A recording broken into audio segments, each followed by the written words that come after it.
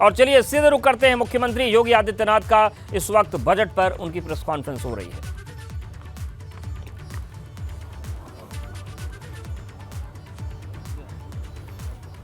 तो मुख्यमंत्री योगी आदित्यनाथ इस शपथ के साथ आगे बढ़ रहे हैं कि 1 ट्रिलियन जो डॉलर की इकोनॉमी है उत्तर प्रदेश की बनानी है। और ऐसे में बजट की जो खास बिंदु हैं, जो खास फोकस वाली चीजें हैं, वो बताने जा रहे हैं। थोड़ी देर पहले उत्तराखंड के मुख्यमंत्री ने भी प्रेस कॉन्फ्रेंस की थी। तो उत्तर प्रदेश के लिहाज से और उत्तर प्रदेश किस तरीके से देश को सहयोग कर सकता है, इसको लेकर यह प्रेस कॉन्फ्रेंस महत्वपूर्ण है। मुख्यमंत्री योगी आदित्यनाथ विस्तार से उस पर बात करेंगे और बताएंगे कि बजट को लेकर यूपी को कितना सशक्तिकरण मिला है, देश को क्या सशक्तिकरण मिला है और कैसे यूपी एक बड़े विकास के लक्ष्य में सहायक होगा।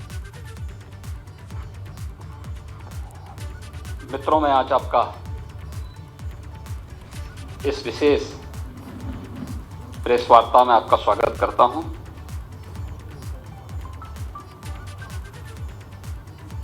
आज की प्रेस वार्ता मुख्य रूप से कल देश की संसद में माननीय वित्त मंत्री जी के द्वारा वर्ष 2023-24 के लिए जो बजट प्रस्तुत किया गया था, उस बजट से संबंधित कुछ हाइलाइट्स, जो बजट की विशेषताएं हैं, राज्य की जनता उससे कैसे लाभान्वित होने जा रही है, इन्हीं सब मुद्दों को लेकर के यह विशेष प्रेस वार्ता आज यहाँ पर मैंने आहूत की है। जैसा कि आप जानते हैं, कल केंद्रीय वित्त मंत्री जी ने अमृत काल का एक पहला बजट प्रस्तुत किया है। इस देश ने 2022 में अपनी आज़ादी का अमृत महोत्सव मनाया है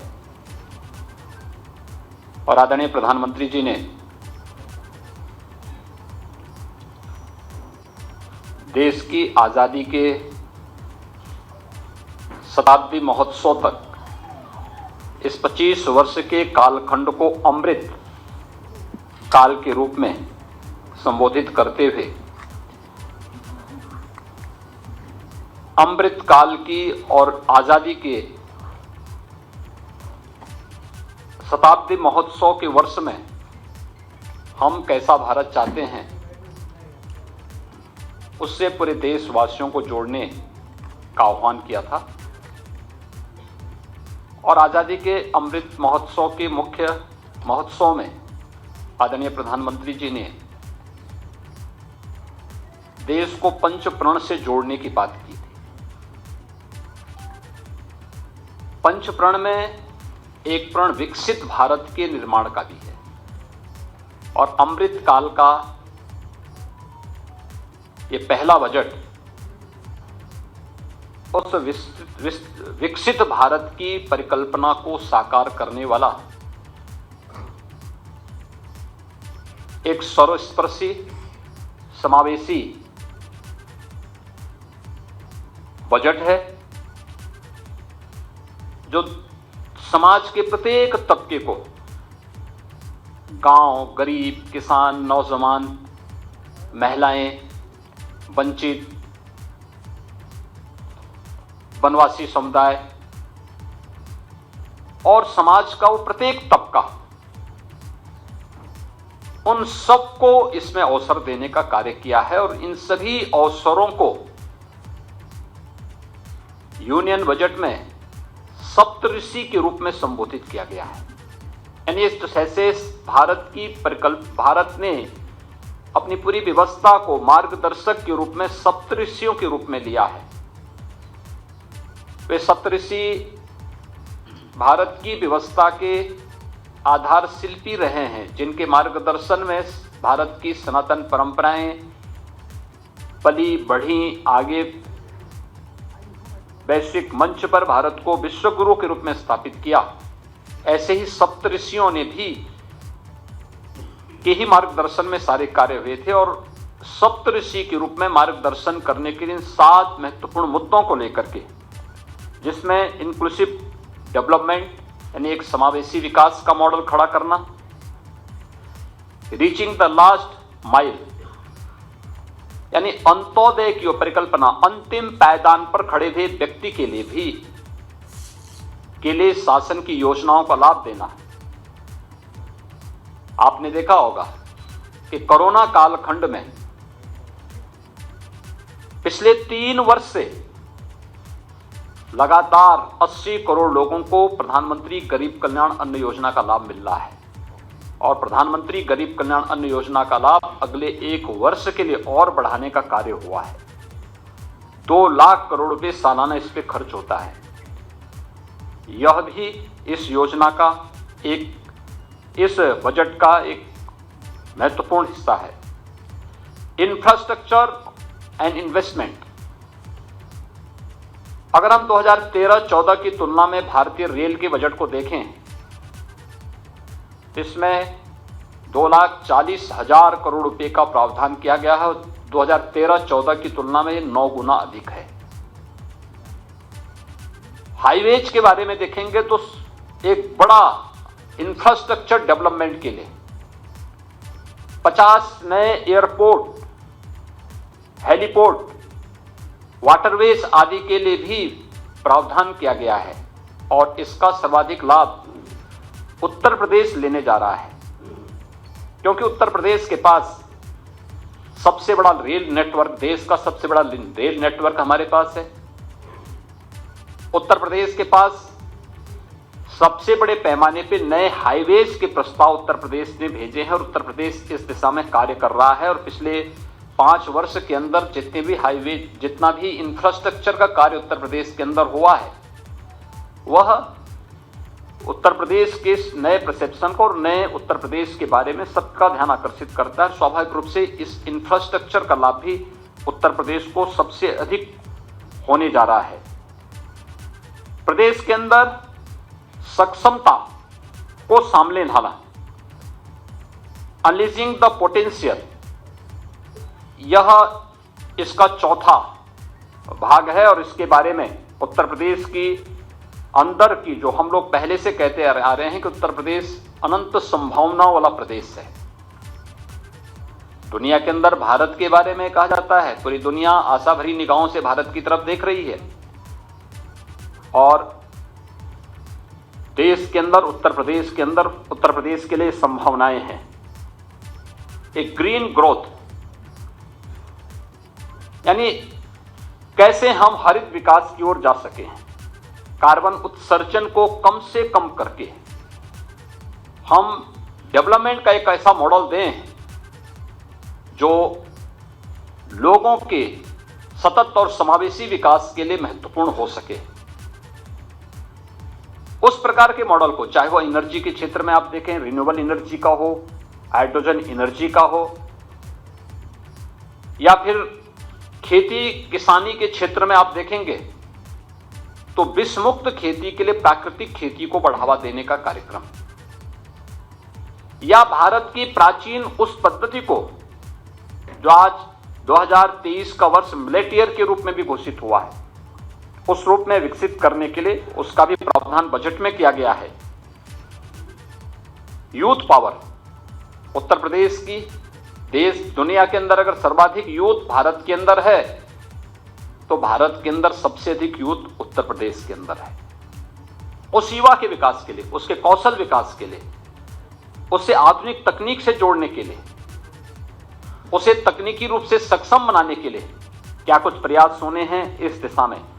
और वित्तीय समावेशन के क्षेत्र में, फाइनेंशियल सेक्टर में जो कुछ भी अन्य नए प्रयास हुए हैं, उन सभी 5-7 फोकस बिंदुओं को सप्तऋषि के रूप में, मार्गदर्शन के रूप में रख करके यूनियन बजट को कल केंद्रीय वित्त मंत्री जी ने देश की संसद में रखा है।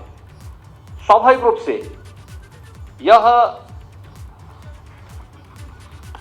यूनियन बजट एक विकसित भारत की उस परिकल्पना को साकार करता है जो आज प्रधानमंत्री मोदी जी के विजन के अनुरूप जब ये देश अपनी आजादी का शताब्दी महोत्सव मना रहा होगा, तब हर भारतवासी गौरव के साथ कह सकता है कि मैं दुनिया की सबसे बड़ी आर्थिक महाशक्ति के रूप में स्थापित भारत का नागरिक हूं। दुनिया के सामने भारत की जो पहचान थी, उस रूप में वह अपने आप को कह सकता है। और इसलिए इस पूरे बजट के अंदर अगर आप देखेंगे तो सबसे महत्वपूर्ण बात है कि अगले 25 वर्ष का विजन इस पूरे बजट में छुपा हुआ है। दूसरा, ईज ऑफ लिविंग को और आसान बनाना, इस दिशा में भी अच्छे प्रयास हुए, उस पर जोर देने का कार्य हुआ है। बजट में भारत की आर्थिक विकास दर को 7% तक पहुंचाने के लक्ष्य के साथ कार्य करना। आज के दिन पर भारत की विकास दर दुनिया के अंदर बड़े देशों में सबसे तेज गति से चलने वाली अर्थव्यवस्था के रूप में है। विगत अगर हम लोग 9 वर्षों की इस गति को देखें तो भारत के अंदर पर कैपिटा इनकम दोगुने से अधिक हुई है। भारत दुनिया के अंदर सबसे बड़ी अर्थव्यवस्था के रूप में आगे बढ़ रहा है। आज भारत दुनिया की 5वीं बड़ी अर्थव्यवस्था के रूप में स्थापित हो चुका है।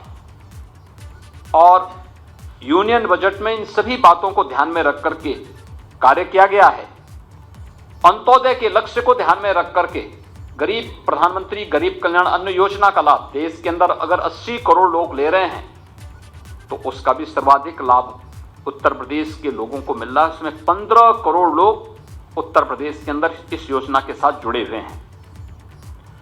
प्रधानमंत्री आवास योजना, इसके बजट में काफी वृद्धि हुई है। पिछले 6 वर्षों के अंदर उत्तर प्रदेश को 45.5 लाख से अधिक प्रधानमंत्री आवास योजना के आवास उपलब्ध हुए हैं।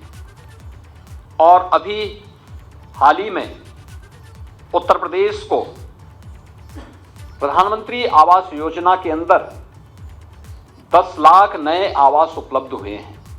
और मेरा अनुमान है कि जो शेष 4 लाख लोग अभी तक इस आवास से वंचित थे, यूनियन बजट में उनके लिए भी आवास का प्रावधान हो गया है। अब उत्तर प्रदेश पूरी तरह सैचुरेट होगा और प्रधानमंत्री आवास योजना का लाभ उत्तर प्रदेश के उस हर व्यक्ति को जो सेक्स सूची 2012 में उस सूची के अंदर था, वह हर व्यक्ति उत्तर प्रदेश के अंदर प्रधानमंत्री आवास योजना से पूरी तरह सैचुरेट हो जाएगा।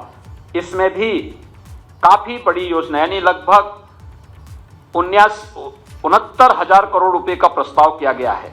66% की बढ़ोतरी केवल पीएम आवास योजना के अंतर्गत ईज ऑफ लिविंग के लक्ष्य को ध्यान में रख करके इस कार्यक्रम को आगे बढ़ाने का कार्य हुआ है। 25 करोड़ की आबादी देश की उत्तर प्रदेश में निवास करती है। पिछले बजट में 2014-15 का जो पहला बजट प्रस्तुत हुआ था, प्रधानमंत्री जी ने उस समय देश के सामने एक विजन रखा था हेल्थ इंफ्रास्ट्रक्चर के लिए। उत्तर प्रदेश को इसके तहत 28 मेडिकल कॉलेज उपलब्ध हुए। और इस बजट में देश के अंदर अगर उस स्कीम के अंतर्गत आप देखेंगे, पूरे देश के अंदर 157 नए मेडिकल कॉलेज बने थे। उत्तर प्रदेश को 28 मेडिकल कॉलेज मिले। 28 मेडिकल कॉलेज और कुछ राज्य शासन ने अपने स्तर पर बना रही थी। इन सब को लेकर के लगभग हम लोग पिछले 6 वर्ष के अंदर प्रदेश के अंदर हम लोगों ने लगभग 35 मेडिकल कॉलेजेस पे हम कार्य कर रहे हैं। अब 1 डिस्ट्रिक्ट 1 मेडिकल कॉलेज की ओर जब उत्तर प्रदेश बढ़ रहा है, तो हम सब आभारी हैं कि हेल्थ सेक्टर का जो बैकबोन है नर्सिंग और पैरामेडिकल, इसमें हमें 28 नए नर्सिंग कॉलेजेस मिल जाएंगे। ये 28 नए मेडिकल कॉलेज यानी इन 28 जो मेडिकल कॉलेजेस मिले थे उनके साथ साथ एक एक नर्सिंग कॉलेज भी हमें उपलब्ध होगा। तो उत्तर प्रदेश के वे सभी क्षेत्र जहां इससे लाभान्वित होंगे, वहीं खासतौर पर नर्सिंग और पैरामेडिकल के क्षेत्र में जो हमारा युवा है, जो बालिकाएं हैं, इन सबको 100% प्लेसमेंट की गारंटी भी उसमें उपलब्ध हो जाएगी। और ये एक ऐसा सेक्टर है जहां पर प्लेसमेंट की गारंटी भी देता है और एक सिक्योरिटी की गारंटी भी देता है। यह सेक्टर में हमें एक उत्तर प्रदेश को 28 नए नर्सिंग कॉलेज इस व्यवस्था के अंतर्गत प्राप्त होने वाले हैं। प्रदेश के अंदर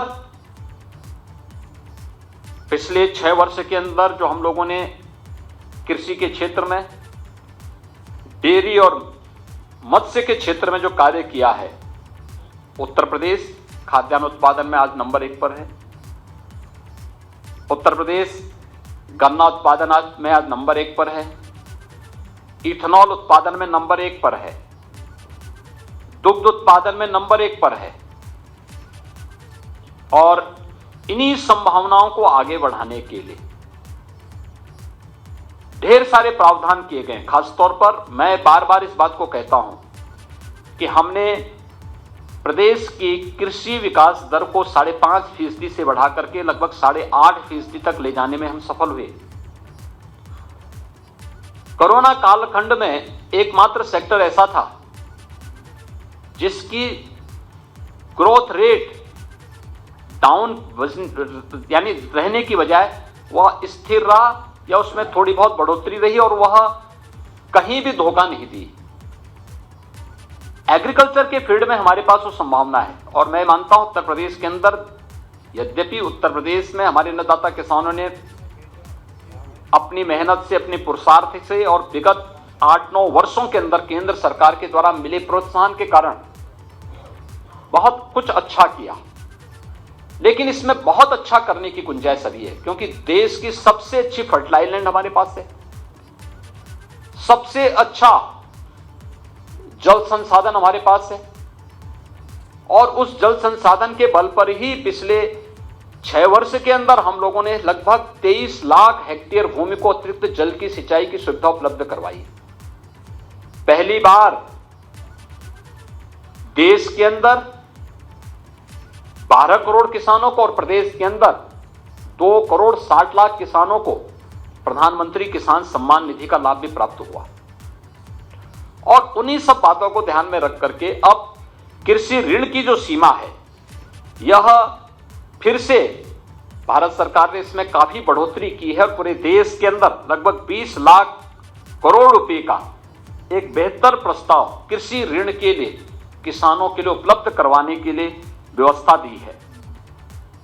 एग्रीकल्चर के फील्ड में, एग्रीकल्चर के क्षेत्र में बहुत सारी अन्य संभावनाओं को भी आगे बढ़ाने के लिए, जिसमें इनोवेशन हो, तो रिसर्च को बढ़ावा देने के लिए इसमें बहुत सारी नई स्कीम की घोषणा भी इसमें की गई है। डेयरी सेक्टर में उत्तर प्रदेश के अंदर ढेर सारी संभावनाएं हैं, उन सबको भी बढ़ाने का कार्य किया गया है। और मिशन शक्ति का कार्यक्रम खासतौर पर महिलाओं के लिए जो एक मॉडल दिया गया है, महिला सम्मान विकास पत्र जारी करने का जो कार्य किया गया है, इसमें काफी अच्छे प्रस्ताव हैं। वरिष्ठ नागरिकों के लिए सेविंग अकाउंट की राशि भी 4.5 लाख से बढ़ाकर के 9 लाख रुपए करने, प्रदेश के अंदर ग्रामीण क्षेत्र के विकास के लिए, खासतौर पर अगर हम बात करते हैं ग्रामीण क्षेत्र के लिए, देश में नीति आयोग ने 2018-19 में 112 एस्पिरेशनल डिस्ट्रिक्ट घोषित किए थे, जिसमें से 8 यूपी के थे। इसके लिए कुछ पैरामीटर तय किए गए थे। शिक्षा था, स्वास्थ्य था, कृषि और जल संसाधन था, रोजगार और स्किल डेवलपमेंट था, फाइनेंशियल इंक्लूजन था। ये 6 पैरामीटर को लेकर के भारत सरकार ने, नीति आयोग ने जो देश के अंदर पैरामीटर तय किए थे, उत्तर प्रदेश के 8 जनपद, सभी की स्थिति बहुत खराब स्थिति में थी। और मुझे बताते हुए प्रसन्नता है कि पिछले 3 वर्ष के अंदर जो प्रयास प्रारंभ हुए नीति आयोग ने और अन्य केंद्रीय संस्थाओं ने, मंत्रालयों ने, इसमें स्टेट गवर्नमेंट को भरपूर मदद की। और आज मुझे बताते हुए प्रसन्नता है कि देश के अंदर इन सभी जो 112 एस्पिरेशनल डिस्ट्रिक्ट को एक सामान्य डिस्ट्रिक्ट के रूप में आगे बढ़ाने में, वहां विकास की इन सभी योजनाओं को प्रभावी ढंग से लागू करने के लिए जो सबसे अच्छे कार्य हुए हैं, देश के अंदर टॉप 10 में यूपी के 5 जनपद हैं, टॉप 20 में यूपी के सभी 20 जनपद हैं, तो सभी 8 के 8 जनपद टॉप 20 में आए हैं। और उन्हीं से प्रेरणा लेकर के आदरणीय प्रधानमंत्री जी के मार्गदर्शन में उत्तर प्रदेश सरकार ने उत्तर प्रदेश के अंदर 100 विकास खंड को एस्पिरेशनल विकास खंड, वही पैरामीटर हम लोगों ने चिन्हित किए थे नीति आयोग के मार्गदर्शन में, और उस पर कार्य करना प्रारंभ किया। और हमें प्रसन्नता है कि 500 विकास खंड देश के अंदर एस्पिरेशनल यानी आकांक्षात्मक विकास खंड के रूप में उन्हें आगे बढ़ाने का कार्य होगा। और उत्तर प्रदेश के 100 विकास खंड पे इस पे ऑलरेडी कार्य प्रारंभ भी हो चुका है और इसका लाभ भी उत्तर प्रदेश को मिलेगा। जिस दिन ये 100 विकास खंड सामान्य विकास खंड की तर्ज पर विकास की मुख्य धारा के साथ जुड़ेंगे, उत्तर प्रदेश के ग्रामीण क्षेत्र में आमूलचूल परिवर्तन होता हुआ दिखाई देगा। और यह इसकी भी व्यवस्था इसमें की गई है। प्रदेश के अंदर अन्य जो कार्यक्रम प्रारंभ होने हैं, जिसमें शिक्षा के क्षेत्र में खासतौर पर बच्चों के लिए, स्कूली शिक्षा के लिए, किशोरों के लिए नेशनल डिजिटल लाइब्रेरी की व्यवस्था और लाइब्रेरी स्थापित करने के लिए भी तमाम प्रकार के प्रावधान बजट में किए गए हैं। उसका लाभ भी उत्तर प्रदेश को प्राप्त होगा, क्योंकि अगर हम बेसिक एजुकेशन में ही देखेंगे तो शासन के द्वारा संचालित बेसिक शिक्षा के हमारे विद्यालयों में, हमारे पास बेसिक शिक्षा में 1,91,00,000 बच्चे हैं। माध्यमिक में इसी प्रकार से काफी बड़ी संख्या 56 लाख से अधिक तो केवल हमारे बोर्ड की परीक्षाओं में बच्चे बैठ रहे हैं, हाई स्कूल और इंटरमीडिएट बोर्ड में। हायर एजुकेशन में भी एक बड़ी संख्या यूपी के अंदर है। और हायर एजुकेशन से जुड़े हुए 2 करोड़ बच्चों को वर्तमान में हम लोग तकनीकी दृष्टि से सक्षम बनाने के लिए टैबलेट और स्मार्टफोन का वितरण भी हम उनका कर रहे हैं। तो स्वाभाविक रूप से इसका लाभ नेशनल डिजिटल लाइब्रेरी का लाभ भी उत्तर प्रदेश के बच्चों को काफी बड़े पैमाने पर प्राप्त होगा। प्रदेश के अंदर सीवर सफाई का कार्य एक अब मैनुअली न हो, बल्कि 100% मशीनीकृत हो, मशीनों से हो। बड़े पैमाने पर इसमें मौतें होती थी। बहुत बार लापरवाही के कारण बहुत सारे लोगों को अपनी जान गंवानी होती थी। यह एक स्वागत योग्य कदम है और सफाई कर्मियों की सुरक्षा के लिए एक कवच का काम करेगा। 5G सर्विस को डेवलप करने के लिए देश के अंदर 100 लैब्स की स्थापना, यानी हमारे जो इंजीनियरिंग टेक्निकल यूनिवर्सिटीज हैं, इंजीनियरिंग जो कॉलेजेज हैं, अन्य टेक्निकल इंस्टीट्यूशंस हैं, इनमें इस लैब्स को स्थापित करने के साथ साथ ढेर सारी रोजगार की संभावनाओं को भी आगे बढ़ाने में वहां मदद मिलेगी। और साथ साथ आर्टिफिशियल इंटेलिजेंस के 3 सेंटर ऑफ एक्सेलेंस देश के अंदर स्थापित होने हैं। इन सभी कार्यक्रमों को आगे बढ़ाने के लिए खासतौर पर इसमें एग्रीकल्चर के फील्ड में क्या कुछ हो रहा है, तो लखनऊ का AKTU या आचार्य नरेंद्र देव कृषि विश्वविद्यालय अयोध्या, इन सब को लेकर के भी हम लोगों ने अपने कार्यक्रम को आगे बढ़ाना प्रारंभ किया है।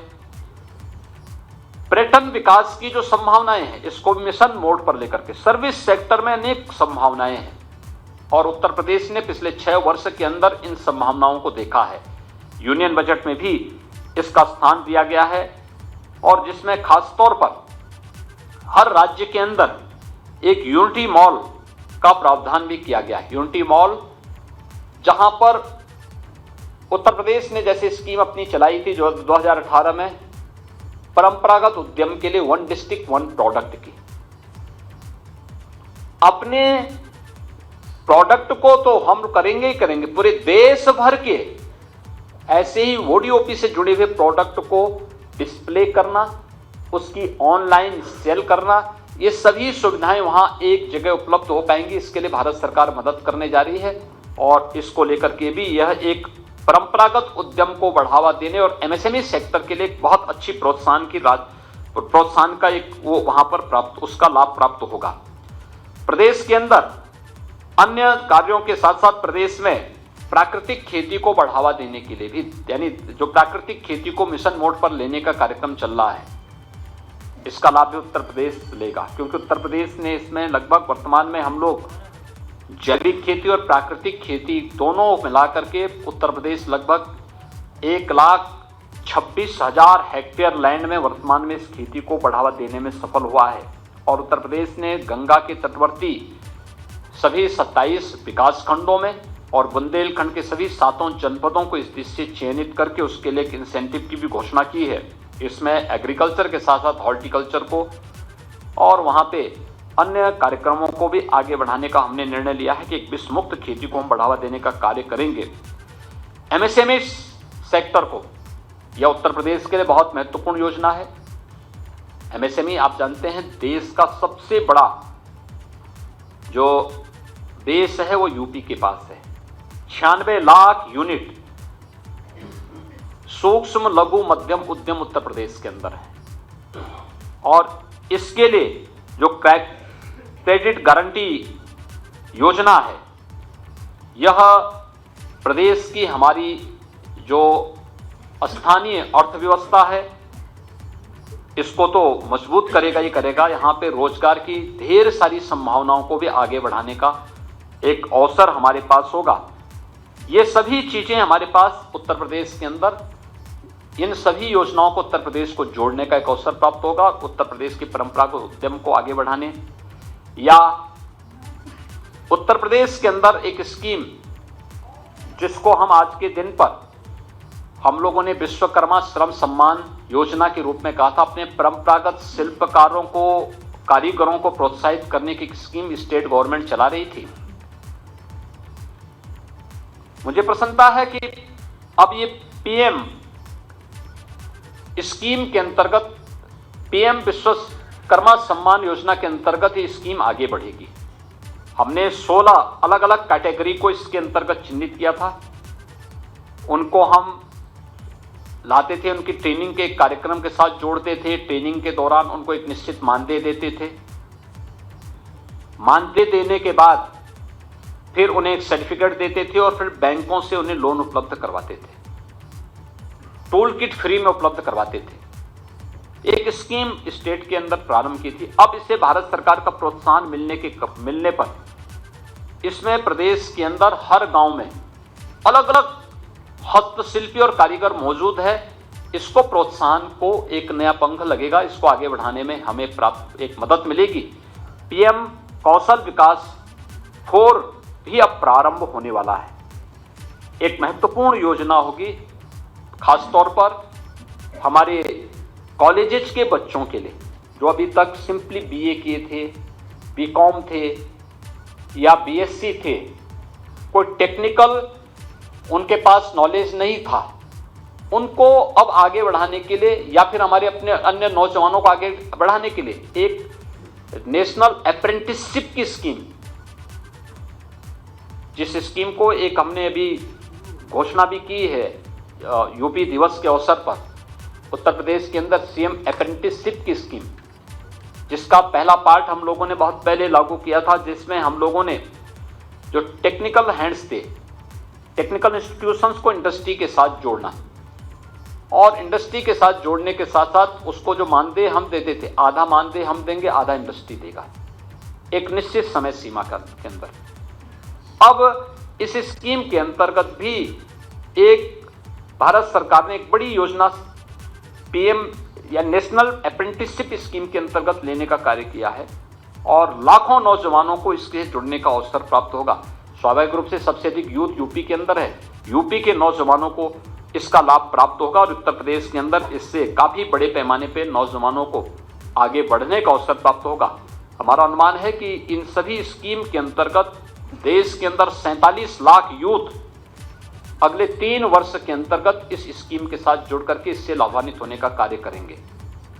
अगर आप देखेंगे कि पूरे यूनियन बजट के अंदर यूपी का जो शेयर है, यह जो पहले 22-23 में हमें 1,46,000 करोड़ रुपए का प्राप्त हुआ था, इस नए यूनियन बजट में अब ये हमारा यूपी का जो शेयर होगा 1,83,000 करोड़ रुपए का उत्तर प्रदेश को प्राप्त होगा।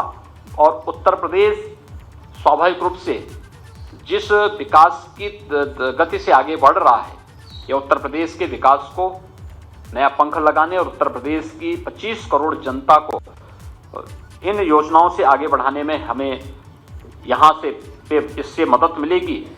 मैं आज के इस अवसर पर एक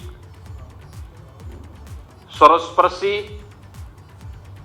समावेशी और विकसित भारत की नींव डालने वाले बजट के लिए आदरणीय प्रधानमंत्री जी का और केंद्रीय वित्त मंत्री जी का हृदय से अभिनंदन करता हूं। और मुझे विश्वास है कि यह नए भारत का और एक विकसित भारत की जो परिकल्पना पंचप्रण में प्रधानमंत्री जी ने आजादी के अमृत महोत्सव के कार्यक्रम में देशवासियों को जो संकल्प के साथ जोड़ा था, उस संकल्प के साथ जुड़ते हुए हर भारतवासी और हर प्रदेशवासी उस विकसित भारत की परिकल्पना को साकार करने के लिए अपने अपने क्षेत्र में काम करना प्रारंभ करेगा, तो इस सचमुच यह बजट उन सभी आशा और आकांक्षाओं को एक नया पंख देने का कार्य भी करेगा।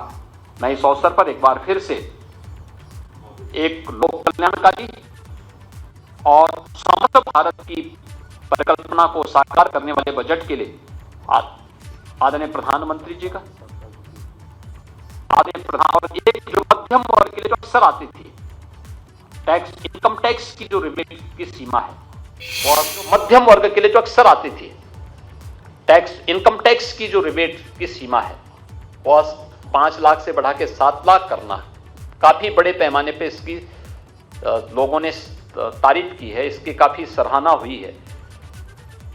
मध्यम वर्ग को भी इससे काफी लाभ मिला है। तो हर एक तबके को ध्यान में रख करके, जो मैंने पहले ही कहा कि सर्वस्पर्शी भी है और समावेशी भी है, लोक कल्याण को ध्यान में रख करके, लेकिन एक विकसित भारत की परिकल्पना को साकार करने वाला बजट है।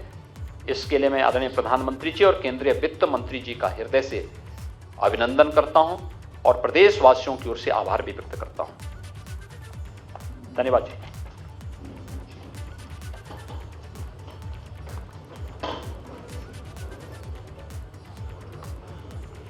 उन्होंने बताए हैं तो बजट से यूपी को सबसे अधिक फायदा होगा और यही लक्ष्य भी है। तो आप देखिए किस तरीके से मुख्यमंत्री पहुंचे और उन्होंने अब जो पत्रकार है उनसे वो मुलाकात कर रहे हैं, कि करके मिल रहे हैं, और उन्होंने विस्तार से बजट पर बात की है। यूपी के पास सबसे बड़ा रेल नेटवर्क है, ये बताया उन्होंने ये भी कहा कि बजट में यूपी के लिए संभावनाएं हैं, और ये भी उन्होंने बताया कि रोड नेटवर्क का विस्तार के लिए पहले से ही प्रोजेक्ट्स उत्तर प्रदेश ने भेजे हुए हैं और वो सब बनेंगे तो विकास की जो रफ्तार है और बढ़ेगी। अंत्योदय योजना से यूपी के 15 करोड़ लोग जुड़े हुए हैं। उन्होंने ये भी कहा कि देश के टॉप 20 में से 8 जिले केवल उत्तर प्रदेश के हैं और यूपी के लोगों को विकास की मुख्य धारा में लाना है।